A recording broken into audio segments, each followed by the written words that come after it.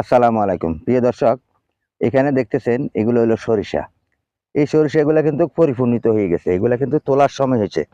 এটা আর কয়দিন পরে এগুলা কিন্তু শুকিয়ে যাবে, এগুলা সম্পূর্ণ বিচি হয়ে গেছে কিংবা বাতি হয়ে গেছে, এগুলা কিন্তু তোলার সময় হয়ে গেছে।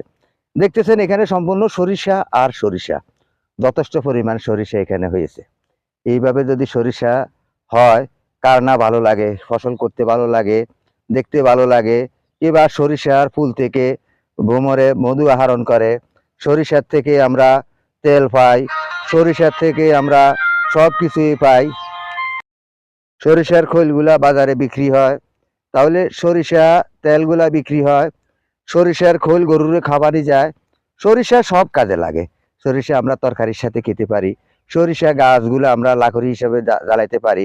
দেখেন এখানে সরিষা, সরিষা ১ মণ সরিষা আপনার ৩,০০০ টাকা মণ বিক্রি হবে।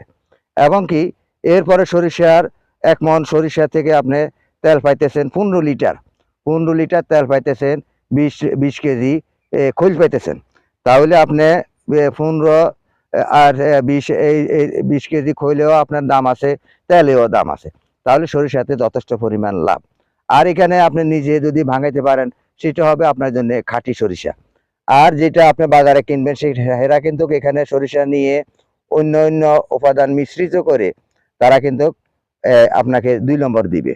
আর এখান থেকে যদি আপনি সরিষাগুলা কিনতে পারেন, দেখেন এখানে সরিষাগুলা কত সুন্দরভাবে হয়ে গেছে। এই সরিষাগুলা দেখতে কার না ভালো লাগে, আপনার কাছেও ভালো লাগবে, আমার কাছেও ভালো লাগবে। আমি এখানে চলে আসছি সরিষার ভিডিও করার জন্যে। এগুলা কিন্তু উত্তরবঙ্গে চাষাবাদ করা হয়, পাবনা, নাটোর, যশোর, কুষ্টিয়া কিংবা এইসব জায়গাতে উত্তরবঙ্গে কিন্তু এইসব চাষাবাদ করা হয়।